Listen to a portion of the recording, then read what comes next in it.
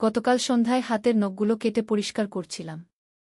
ছেলে আমার পাশে এসে বসে বলল, মা, তোমার হাত এত সুন্দর অথচ কোনো সাজগোজ নেই কি? আমি হেসে বললাম, আমার আবার কি সাজগোজ? সে হঠাৎ তার রুম থেকে একটা নেইল পলিশ নিয়ে এল। বলল, একবার লাগিয়ে দেখি। আমি না করলেও সে জোর করে আমার নখে হালকা গোলাপি রং লাগিয়ে দিল। কাজ শেষে আমার হাত তুলে ধরে বলল, দেখো কেমন দুলহানের মতো হয়েছে গি। আমি লজ্জা পেলাম। রাতে খাবার পরিবেশন করতে গিয়ে নেইল পলিশের কারণে নিজেকে অন্যরকম মনে হচ্ছিল। ছেলে খাওয়ার পর আমার হাত ধরে বলল, মা, তুমি এত সুন্দরী অথচ নিজেকে সাজাও না কেন? আমি বললাম, আমি তো মা। সে আমার চোখের দিকে তাকিয়ে বলল, হ্যাঁ, তুমি আমার মা। কিন্তু তুমি একজন সুন্দর নারীও। আমি চাই তুমি আমার স্ত্রী হিসেবে সারা জীবন এভাবেই সেজে থাকো গো। তার কথায় আমি স্তব্ধ হয়ে গেলাম। সে আরও বলল, মা, আমি তোমাকে ভালোবাসি। শুধু মা হিসেবে নয়, একজন নারী হিসেবে। তুমি আমার স্ত্রী হও গিয়ে। আমার হাতের নেইল পলিশ লাইটের নিচে চিকচিক করছিল। আমি কিছু বলতে পারলাম না। এই গল্পটি সম্পূর্ণ শুনলে আপনাদের পানি অটোমেটিক বের হয়ে যাবে, সো যত দ্রুত সম্ভব হাতের কাছে টিস্যু নিয়ে বসে পড়ুন। বিছানার চাদর যেন নষ্ট না হয় সেটা সম্পূর্ণ খেয়াল রাখার অনুরোধ জানিয়ে গল্পটি এখন শুরু করব। তার আগে সর্বশেষ অনুরোধ, দয়া করে এমন পানি বের করার গল্প নিয়মিত শুনতে আমাদের চ্যানেলটি সকলেই সাবস্ক্রাইব করুন। ধন্যবাদ। হ্যালো বন্ধুরা, আমার নাম মিতালি দেব। আমার বয়স ৩৯ বছর। আমার স্বামীর নাম প্রদীপ দেব, বয়স ৫২ বছর। আমাদের ২ সন্তান, অভিক আর রিনা। অভিক ২১ বছর বয়সী, বিশ্ববিদ্যালয়ে পড়ে। রিনা ১৪ বছর বয়সী, উচ্চ বিদ্যালয়ে যায়। সেদিনের সেই রাতের পর থেকে অভিকের আচরণ বদলে গেল। সে আমার সাথে আরও বেশি সময় কাটাতে চাইত। সকালে উঠেই আমাকে চা এনে দিত। আমি যখন রান্নাঘরে কাজ করতাম সে পাশে এসে দাঁড়াত। কিন্তু আমার মনে হচ্ছিল এর পেছনে কোনো গভীর রহস্য আছে। একদিন সকালে অভিক আমাকে বলল, মা, তুমি কি জানো আমাদের পুরানো বাড়িটার কথা, যেটা দাদুর আমলে ছিল? আমি অবাক হয়ে বললাম, কোনো বাড়ি? তোর দাদু তো এই বাড়িতেই থাকতেন। অভিক রহস্যময় হেসে বলল, না মা, আরেকটা বাড়ি ছিল গ্রামের ওদিকে। সেখানে একটা গুপ্তধন লুকিয়ে রাখা আছে গু। আমি হেসে বললাম, এসব কি বলছিস? গুপ্তধন আবার কি? কিন্তু অভিক গম্ভীর হয়ে বলল, মা, আমি সত্যি বলছি। দাদুর ডায়েরিতে লেখা আছে। একটা গোপন চিঠি পেয়েছি। আমার কৌতূহল জাগল। সে তার রুম থেকে একটা পুরানো চিঠি নিয়ে এল। চিঠিটা দেখে আমার চোখ বড় হয়ে গেল। সেটা সত্যিই অভিকের দাদুর হাতের লেখা। চিঠিতে লেখা ছিল, প্রিয় নাতি, আমি আর নেই যখন তুমি এই চিঠি পাবে। আমাদের পুরানো বাড়িতে একটা বিশাল সম্পদ লুকিয়ে রেখেছি। কিন্তু সেটা পেতে হলে তোমাকে একটা রহস্যের সমাধান করতে হবে। তোমার মাকে সাথে নিয়ে যেতে হবে, কারণ সে ছাড়া রহস্যটার সমাধান হবে না গি। আমি অবাক হয়ে জিজ্ঞেস করলাম, কিন্তু আমি কেন? আমি তো এসব কিছুই জানি না। অভিক বলল, চিঠিতে আরও লেখা আছে। দাদু লিখেছেন যে তোমার মধ্যে একটা বিশেষ ক্ষমতা আছে, যেটা দিয়ে পুরানো জিনিস খুঁজে বের করা যায়। আমি হাসতে হাসতে বললাম, এসব কি বাজে কথা? আমার আবার কি ক্ষমতা? কিন্তু অভিক অনুরোধ করতে লাগল, মা, প্লিজ, একবার চেষ্টা করে দেখি। হয়তো সত্যিই কিছু পাওয়া যাবে গু। কয়েকদিন পর আমি রাজি হয়ে গেলাম। শনিবার সকালে আমরা বের হলাম। প্রদীপকে বললাম আমরা আত্মীয় বাড়ি যাচ্ছি। রিনাকে তার বান্ধবীর বাড়িতে রেখে গেলাম। গ্রামের দিকে যেতে যেতে অভিক আমাকে বলল, মা, তুমি কি কখনো অদ্ভুত স্বপ্ন দেখো, যেখানে তুমি পুরানো কোনো জায়গায় থাকো? আমি চমকে গেলাম। সত্যি বলতে, আমি মাঝে মাঝে এমন স্বপ্ন দেখতাম যেখানে আমি একটা পুরানো বাড়িতে থাকি। সেই বাড়িটা আমার চেনা মনে হতো, কিন্তু বাস্তবে আমি সেটা কখনো দেখিনি। হ্যাঁ, আমি উত্তর দিলাম। কিন্তু সেটা শুধু স্বপ্ন। অভিক রহস্যময় হেসে বলল, হয়তো সেটা স্বপ্ন নয় মা, হয়তো সেটা তোমার পূর্বজন্মের স্মৃতি গু। আমি ভয় পেয়ে গেলাম। এসব কি বলছিস? পূর্বজন্ম আবার কি? অভিক বলল, দাদুর চিঠিতে আরও অনেক কিছু লেখা আছে। তিনি লিখেছেন যে আমাদের পরিবারে একটা অভিশাপ আছে। প্রতি প্রজন্মে একজন নারী জন্মায় যার মধ্যে বিশেষ শক্তি থাকে। আর তুমি সেই নারী গু। আমার গা শিউরে উঠল। তুই কি বলতে চাইছিস?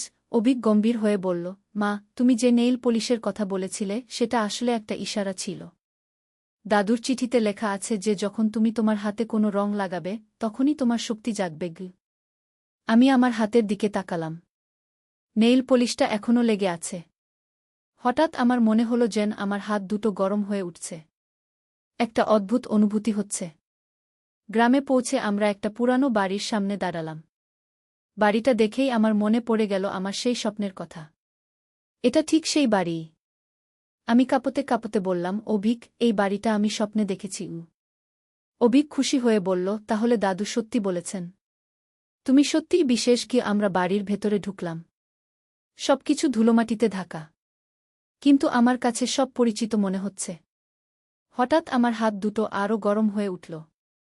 আমি অদৃশ্য কোনো শক্তির টানে একটা রুমের দিকে এগিয়ে গেলাম। সেখানে দেয়ালে একটা ছবি ঝুলানো। ছবিটা আমার মতোই দেখতে, একজন নারীর। কিন্তু সেটা পুরানো আমলের ছবি।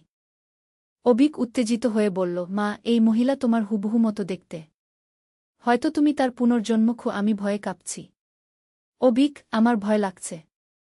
চল আমরা চলে যাই। কিন্তু অভিক বলল, মা, এখনও তো রহস্য সমাধান হয়নি। দাদুর চিঠিতে লেখা আছে তোমাকে ছবির পেছনে হাত রাখতে হবে। আমি কাঁপতে কাঁপতে ছবির পেছনে হাত রাখলাম। হঠাৎ একটা গোপন দরজা খুলে গেল। আমরা দুজনেই অবাক হয়ে গেলাম। দরজার ভেতরে একটা সিডি নেমে গেছে। অভিক টর্চ জ্বালিয়ে বলল, চল মা, নিচে যাই। নিচে নেমে আমরা একটা গুহার মতো জায়গায় পৌঁছালাম। সেখানে অনেকগুলো পুরানো বাক্স রাখা। অভিক একটা বাক্স খুলল। সেখানে সোনার গহনা, হীরার জিনিস আর অনেক মূল্যবান জিনিস ছিল। আমি অবাক হয়ে বললাম, এসব কোথা থেকে এলো? অভিক আরেকটা চিঠি পেয়ে পড়তে লাগল। চিঠিতে লেখা ছিল, এই সম্পদগুলো আমাদের পূর্বপুরুষদের। কিন্তু এগুলো ব্যবহার করার আগে জানতে হবে যে এর সাথে একটা দায়িত্ব জড়িত। হঠাৎ আমার মনে পড়ল আমার সেই স্বপ্নের কথা। স্বপ্নে আমি দেখতাম যে আমি এই গুহায় থাকি আর অসহায় মানুষদের সাহায্য করি। আমি অভিককে বললাম, অভিক, আমি মনে করি এই সম্পদ আমাদের রাখার জন্য নয়। এটা দিয়ে অন্যদের সাহায্য করতে হবে। অভিক অবাক হয়ে বলল, কিন্তু মা, এত সম্পদ। আমরা ধনী হয়ে যেতে পারি। আমি তার দিকে তাকিয়ে বললাম, না বাবা। তোর দাদু এই সম্পদ লুকিয়ে রেখেছিলেন কারণ তিনি জানতেন যে ভবিষ্যতে কোনো এক সময় এর প্রয়োজন হবে। আমাদের এটা দিয়ে সমাজের মানুষদের সাহায্য করতে হবে। সেই মুহূর্তে আমার হাতের নেইল পলিশ আরও উজ্জ্বল হয়ে উঠল। আমি বুঝতে পারলাম যে এটা একটা ইশারা। আমি সঠিক সিদ্ধান্ত নিয়েছি। অভিক আমার কথা শুনে মাথা নাড়ল। তুমি ঠিক বলেছ মা। আমরা এই সম্পদ দিয়ে গরিব মানুষদের সাহায্য করব। হাসপাতাল বানাবো, স্কুল বানাবো। হঠাৎ গুহার ভেতরে একটা আলো জ্বলে উঠল। আমরা দেখলাম সেখানে আরেকটা চিঠি পড়ে আছে। অভিক সেটা তুলে পড়ল, যদি তুমি এই চিঠি পড়ো তাহলে বুঝতে হবে তুমি সঠিক পছন্দ করেছ। এই সম্পদের আসল মূল্য তখনই পাবে যখন তুমি অন্যদের সাহায্যে ব্যবহার করবে। আমরা সেদিন বাড়ি ফিরে এলাম। কিন্তু আমাদের জীবন বদলে গেল। আমরা সেই সম্পদ দিয়ে এলাকায় একটা হাসপাতাল বানালাম। গরিব ছেলেমেয়েদের জন্য স্কলারশিপের ব্যবস্থা করলাম। আর আমি বুঝতে পারলাম যে অভিক যে আমাকে নেইল পলিশ লাগিয়ে দিয়েছিল সেটা আসলে ভাগ্যের খেলা ছিল। আমার হাতের সেই নেইল পলিশ এখন আর নেই, কিন্তু আমার ভেতরের সেই বিশেষ শক্তি এখনও আছে। আমি এখন বুঝতে পারি কোনো জায়গা লুকানো জিনিস আছে।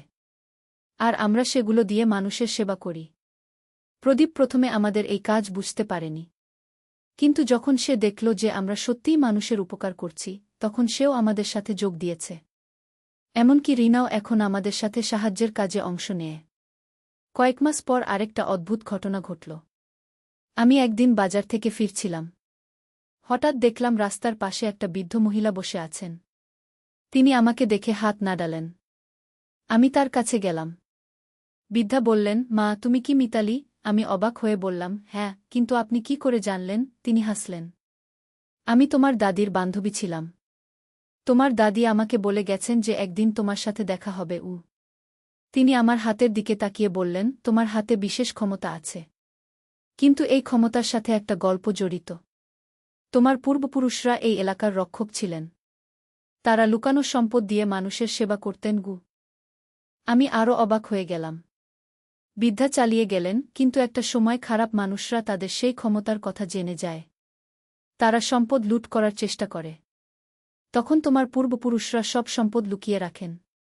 আর একটা অভিশাপ দেন যে শুধু তাদের বংশের কেউ এই সম্পদ খুঁজে পেতে পারবে। আমি জিজ্ঞেস করলাম, কিন্তু এই অভিশাপ কি সত্যি? বৃদ্ধা বললেন, হ্যাঁ, সত্যি। কিন্তু তুমি যেহেতু সঠিক কাজে ব্যবহার করেছ, অভিশাপ ভেঙে গেছে। এখন তুমি আর তোমার পরিবার সুখে থাকতে পারবে গি। সেদিন বাড়ি ফিরে আমি অভিককে সব বললাম। সে খুব খুশি হল। মা, তাহলে আমরা এখন নিশ্চিন্তে আমাদের সেবার কাজ চালিয়ে যেতে পারি। আমাদের তৈরি হাসপাতালে এখন প্রতিদিন শত শত মানুষ আসে। আমাদের স্কুলে গরিব ছেলেমেয়েরা পড়াশোনা করে। আমি এখন বুঝতে পারি যে অভিক যেদিন আমার হাতে নেইল পলিশ লাগিয়ে দিয়েছিল, সেদিন থেকেই আমাদের জীবনে এই রোমাঞ্চকর অ্যাডভেঞ্চার শুরু হয়েছিল। এখন আমার হাতে আর নেইল পলিশ লাগাই না, কিন্তু আমার ভেতরের সেই শক্তি সবসময় জেগে থাকে। যখনই কোনো অসহায় মানুষকে দেখি, আমার হাত গরম হয়ে ওঠে। তখন আমি বুঝতে পারি যে তাদের সাহায্য করার সময় এসেছে।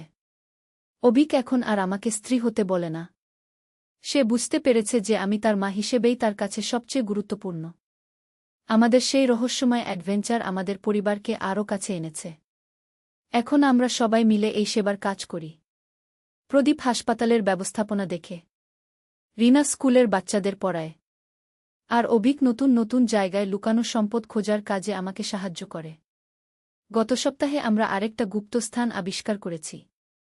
সেখানে পাওয়া সম্পদ দিয়ে আমরা এলাকায় একটা বৃদ্ধাশ্রম বানানোর পরিকল্পনা করছি। আমার হাতের সেই বিশেষ শক্তি প্রতিদিন আমাকে নতুন নতুন জায়গার সন্ধান দেয়া। কিন্তু সবচেয়ে বড় কথা হল, আমি বুঝতে পেরেছি যে জীবনের সবচেয়ে বড় সম্পদ হল পরিবার আর মানুষের সেবা করার সুযোগ।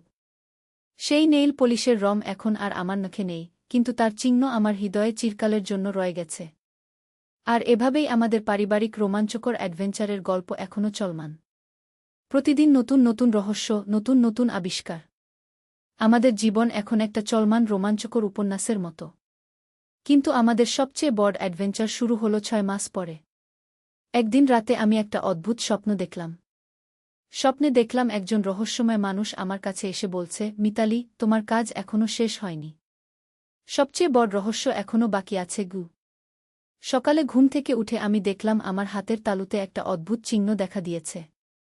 চিহ্নটা একটা পুরানো মানচিত্রের মতো দেখতে। আমি ভয় পেয়ে অভিককে ডাকলাম। অভিক এসে আমার হাত দেখে অবাক হয়ে বলল, মা, এটা তো একটা মানচিত্র। এখানে দেখো, একটা পাহাড়ের ছবি আছে। আর এখানে একটা গুহার চিহ্ন। আমি কাঁপতে কাঁপতে বললাম, এটা কি হচ্ছে আমার সাথে? সেদিনই আমরা সিদ্ধান্ত নিলাম যে এই রহস্যের সমাধান করতে হবে। প্রদীপ আর রিনাকে নিয়ে আমরা পাহাড়ের দিকে রওনা হলাম। আমার হাতের মানচিত্র অনুসরণ করে আমরা একটা দুর্গম পাহাড়ি এলাকায় পৌঁছালাম। পাহাড়ের উপরে উঠতে উঠতে আমাদের অনেক কষ্ট হল। কিন্তু আমার হাতের চিহ্ন আমাদের সঠিক পথ দেখিয়ে নিয়ে যাচ্ছিল। হঠাৎ আমরা একটা বিশাল গুহার মুখে পৌঁছে গেলাম। গুহার ভেতরে ঢুকতেই আমরা দেখলাম অনেকগুলো পুরানো ছবি দেয়ালে আঁকা। ছবিগুলো দেখে মনে হচ্ছে 1000 বছরের পুরানো। অভিক টর্চ জ্বালিয়ে ছবিগুলো দেখতে লাগল। মা, দেখো, এই ছবিতে একজন নারী আছে যে তোমার মতোই দেখতে। আর তার হাতেও তোমার মতো চিহ্ন আছে। আমি ভয়ে কাঁপছি। প্রদীপ আমার হাত ধরে সাহস দিল। গুহার আরও গভীরে গিয়ে আমরা একটা বিশাল হলরুমের মতো জায়গায় পৌঁছালাম। সেখানে মাটিতে অনেকগুলো পুরানো বই আর পাণ্ডুলিপি পড়ে আছে। রিনা একটা বই তুলে নিয়ে বলল, মা, এই বইতে আমাদের পরিবারের নাম লেখা আছে। আমি বইটা খুলে দেখলাম সেখানে আমাদের পূর্বপুরুষদের পুরো ইতিহাস লেখা আছে। লেখা আছে যে আমাদের পরিবার আসলে একটা গুপ্ত সংগঠনের অংশ ছিল। এই সংগঠন পৃথিবীর বিভিন্ন জায়গায় লুকানো প্রাচীন সভ্যতার সম্পদ রক্ষা করত। কিন্তু এখানে আরও কিছু লেখা আছে, প্রদীপ বলল। লেখা আছে যে আমাদের পরিবারের কাজ এখনও শেষ হয়নি। পৃথিবীর সবচেয়ে বড় গুপ্ত সম্পদটা এখনও খুঁজে বের করা হয়নি গি। হঠাৎ গুহার ভেতর একটা কণ্ঠস্বর ভেসে এল। মিতালি, তুমি এসেছ। আমি তোমার জন্য অপেক্ষা করছিলাম গি। আমরা সবাই ভয়ে একসাথে হয়ে গেলাম। অন্ধকার থেকে একজন বৃদ্ধ মানুষ বের হয়ে এলেন। তিনি সাদা দাড়ি, লম্বা চুল, দেখতে অনেকটা সাধুর মতো। তোমরা ভয় পেজো না। আমি তোমাদের বন্ধু। আমার নাম আচার্য দেবব্রত। আচার্য দেবব্রত আমাদের কাছে এসে বললেন, মিতালি, তোমার পূর্বপুরুষরা আমার গুরুদের সাথে কাজ করতেন। আমি এই গুহায় 50 বছর ধরে তোমার জন্য অপেক্ষা করে আছি। আমি অবাক হয়ে জিজ্ঞেস করলাম, কিন্তু কেন? আমার মধ্যে এমন কি আছে? তিনি হাসলেন। তোমার মধ্যে আছে দিব্যদৃষ্টি। তুমি এমন জিনিস দেখতে পাও যা সাধারণ মানুষ পারে না। আর সবচেয়ে বড় কথা, তুমি পবিত্র হৃদয়ের অধিকারী গু। আচার্য দেবব্রত আমাদের আরও গভীরে নিয়ে গেলেন। সেখানে একটা অদ্ভুত যন্ত্র রাখা। যন্ত্রটা দেখতে অনেকটা কম্পাসের মতো, কিন্তু অনেক বড়। এটা হলো দিব্য কম্পাস। এই যন্ত্র দিয়ে পৃথিবীর যেকোনো গুপ্ত সম্পদের খোঁজ পাওয়া যায়। তিনি আমার হাত ধরে যন্ত্রের উপর রাখলেন। হঠাৎ যন্ত্রটা জ্বলে উঠল। একটা মানচিত্র ভেসে উঠল যন্ত্রের উপর। মানচিত্রে একটা দ্বীপ দেখাচ্ছে। এটা হলো রহস্য দ্বীপ। সেখানে আছে পৃথিবীর সবচেয়ে বড় গুপ্ত সম্পদ। কিন্তু সেখানে পৌঁছানো খুবই বিপজ্জনক। অনেক বাধাবিপত্তি পার হতে হবে। আচার্য দেবব্রত গম্ভীর হয়ে বললেন। অবিক উত্তেজিত হয়ে বলল, আমরা যাব। আমরা সেই দ্বীপে যাব। কিন্তু আমি চিন্তিত। এত বিপজ্জনক জায়গায় আমরা সবাই যেতে পারব? আচার্য দেবব্রত বললেন, তোমাদের সবাইকে যেতে হবে। কারণ এটা একা কারো পক্ষে সম্ভব নয়। পরের সপ্তাহে আমরা প্রস্তুতি নিতে লাগলাম। আচার্য দেবব্রত আমাদের বিশেষ কিছু মন্ত্র শিখিয়ে দিলেন। বললেন, এই মন্ত্র দিয়ে বিপদের সময় আমাদের রক্ষা পাওয়া যাবে। রহস্য দ্বীপে যাওয়ার জন্য আমাদের প্রথমে সমুদ্রতীরে যেতে হবে। সেখান থেকে একটা বিশেষ নৌকায় করে দ্বীপে যেতে হবে। আচার্য দেবব্রত বললেন, এই নৌকা সাধারণ নৌকা নয়। এটা জাদুকরি নৌকা। এটা নিজে নিজেই সঠিক পথ খুঁজে নিয়ে যাবে। সমুদ্রতীরে পৌঁছে আমরা দেখলাম সত্যিই একটা অদ্ভুত নৌকা আছে। নৌকাটার গায়ে অনেক রহস্যময় চিহ্ন আঁকা। আমরা সবাই নৌকায় উঠলাম। নৌকা ছাড়ার সাথে সাথেই সমুদ্রে ঝড় শুরু হল। বিশাল বিশাল ঢেউ আছড়ে পড়ছে। রিনা ভয়ে কাঁদতে শুরু করেছে। কিন্তু আমি দেখলাম আমার হাতের চিহ্ন আরও উজ্জ্বল হয়ে উঠেছে। আমি আচার্য দেবব্রতের শেখানো মন্ত্র পড়তে শুরু করলাম। আশ্চর্য! ঝড় থেমে গেল। সমুদ্র শান্ত হয়ে গেল। অবিক অবাক হয়ে বলল, মা, তুমি ঝড় থামিয়ে দিলে? কয়েক ঘণ্টা পর আমরা একটা রহস্যময় দ্বীপে পৌঁছালাম। দ্বীপটা দেখতে একেবারে জঙ্গলের মতো। কিন্তু জঙ্গলের ভেতর থেকে অদ্ভুত আলো বের হচ্ছে। দ্বীপে নামতেই আমরা দেখলাম অনেকগুলো প্রাচীন মূর্তি দাঁড়িয়ে আছে। মূর্তিগুলোর চোখ জ্বলছে। প্রদীপ ভয়ে বলল, এই মূর্তিগুলো যেন জীবন্ত মনে হচ্ছে। হঠাৎ একটা মূর্তি কথা বলে উঠল। কে তোমরা? কেন এসেছ এই পবিত্র দ্বীপে? আমরা সবাই ভয়ে কাঁপতে লাগলাম। আমি সাহস করে বললাম, আমি মিতালি। আমরা এসেছি গুপ্ত সম্পদের খোঁজে। মূর্তি বলল, তাহলে তোমাদের পরীক্ষা দিতে হবে। 3টি পরীক্ষায় উত্তীর্ণ হলেই তোমরা সম্পদের কাছে যেতে পারবে। প্রথম পরীক্ষা ছিল সাহসের। দ্বীপের একদিকে একটা ভয়ঙ্কর গুহা। সেখানে ঢুকে একটা মণি নিয়ে আসতে হবে। অবিক বলল, আমি যাব। কিন্তু আমি তাকে থামিয়ে দিলাম। না, আমি যাব। গুহার ভেতরে ঢুকতেই অনেকগুলো ভয়ঙ্কর প্রাণীর ছায়া দেখতে পেলাম। কিন্তু আমার হাতের চিহ্ন জ্বলছে। আমি বুঝলাম এগুলো সব ভ্রম। আমি সাহস করে এগিয়ে গিয়ে মণিটা নিয়ে এলাম। দ্বিতীয় পরীক্ষা ছিল বুদ্ধির। একটা জটিল ধাঁধার সমাধান করতে হবে। রিনা বলল, মা, আমি পারব। সে সত্যিই ধাঁধাটা সমাধান করে ফেল। তৃতীয় পরীক্ষা ছিল হৃদয়ের পবিত্রতার। আমাদের বলা হলো একটা কুয়ার পানি পান করতে হবে। যদি হৃদয় পবিত্র থাকে তাহলে পানি মিষ্টি লাগবে। আর অপবিত্র থাকলে বিষের মতো লাগবে। আমরা সবাই পানি পান করলাম। সবার কাছেই পানি মিষ্টি লাগল। মূর্তি খুশি হয়ে বলল, তোমরা সব পরীক্ষা উত্তীর্ণ হয়েছ। এখন তোমরা গুপ্ত সম্পদের কাছে যেতে পারো। দ্বীপের কেন্দ্রে একটা পিরামিডের মতো স্থাপনা। সেখানে ঢুকতেই আমরা দেখলাম একটা বিশাল হোল। হোলের মাঝখানে একটা স্ফটিকের বাক্স রাখা। বাক্সের ভেতরে এক ধরনের উজ্জ্বল আলো জ্বলছে। প্রদীপ জিজ্ঞেস করল, এটা কি? হঠাৎ একটা কণ্ঠস্বর শোনা গেল, এটা হলো জ্ঞানের আলো। এই আলো দিয়ে পৃথিবীর যেকোনো সমস্যার সমাধান করা যায়। রোগশোক, দুঃখকষ্ট, যুদ্ধবিগ্রহ সবকিছুর সমাধান। আমি বুঝতে পারলাম এটা আসলে সোনারূপার চেয়ে অনেক বেশি মূল্যবান। এই জ্ঞানের আলো দিয়ে সারা পৃথিবীর মানুষের উপকার করা যাবে। কিন্তু কণ্ঠস্বর আবার বলল, তবে একটা শর্ত আছে। এই আলো নিতে হলে তোমাদের একজনকে এই দ্বীপেই থেকে যেতে হবে। আর সেই ব্যক্তি আজীবন এই সম্পদের রক্ষক হয়ে থাকবে। আমরা সবাই চুপ হয়ে গেলাম। কে থেকে যাবে? হঠাৎ আচার্য দেবব্রত এগিয়ে এলেন। আমি থেকে যাব। আমার বয়স হয়েছে। তোমরা এই আলো নিয়ে পৃথিবীর মানুষের সেবা করো। কিন্তু আমি বললাম, না, আমি থেকে যাব। এটা আমার দায়িত্ব। অভিক আপত্তি করল, না মা, আমি থাকব। এভাবে আমরা সবাই নিজেদের বিসর্জন দিতে চাইলাম। তখন সেই কণ্ঠস্বর হাসল, তোমাদের ত্যাগের মনোভাব দেখে আমি খুশি। তোমাদের কাউকেই থাকতে হবে না। তোমরা সবাই একসাথে এই আলো নিয়ে যেতে পারো। তবে প্রতি পূর্ণিমায় তোমাদের এই দ্বীপে এসে আলোটি রিচার্জ করতে হবে গু। আমরা খুব খুশি হলাম। জ্ঞানের আলোটি নিয়ে আমরা বাড়ি ফিরে এলাম। এই আলো দিয়ে আমরা অনেক অসাধ্য সাধন করেছি। মরণব্যাধি রোগীদের সুস্থ করেছি। গরিব মানুষদের সমস্যার সমাধান করেছি। আমাদের এলাকা এখন একটা স্বর্গের মতো হয়ে গেছে। কোনো দুঃখ কষ্ট নেই। সবাই সুখে শান্তিতে থাকে। আর আমরা প্রতি পূর্ণিমায় সেই রহস্য দ্বীপে যাই আমাদের গানের আলো রিচার্জ করতে। অভিক এখন একজন বিশেষজ্ঞ হয়ে উঠেছে রহস্য সমাধানে। রিনা স্কুলে পড়ালেখার পাশাপাশি অন্যদের সাহায্য করে। প্রদীপ আমাদের সব কাজের সমন্বয় করে। আর আমি এখন বুঝতে পেরেছি যে জীবনের আসল অর্থ কী। সেবা, ত্যাগ আর ভালোবাসা। সেই নেইল পলিশের রং থেকে শুরু হওয়া আমাদের এই অ্যাডভেঞ্চার আমাদের শিখিয়েছে যে পরিবারের বন্ধন আর মানুষের সেবাই জীবনের সবচেয়ে বড় সম্পদ।